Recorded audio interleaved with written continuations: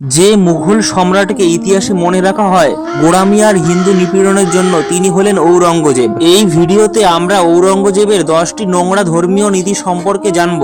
Number 10, Aurangzeb ভারতবর্ষকে Islamic রাষ্ট্রে রূপান্তর করার চেষ্টা করেন। নাম্বার 9, কোরআনের নিয়ম মানছে কিনা তা তদারকির জন্য মুতাসিব নামে বিশেষ কর্মকর্তা নিয়োগ করেছিলেন।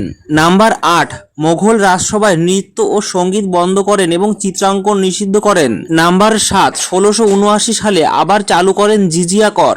নাম্বার 6, বিখ্যাত কাশীর বিশ্বনাথ মন্দির, মথুরার কেশবদেব মন্দির সহ হাজার হাজার মন্দির ভাঙেন এবং নতুন মন্দির নির্মাণ বন্ধ করেন।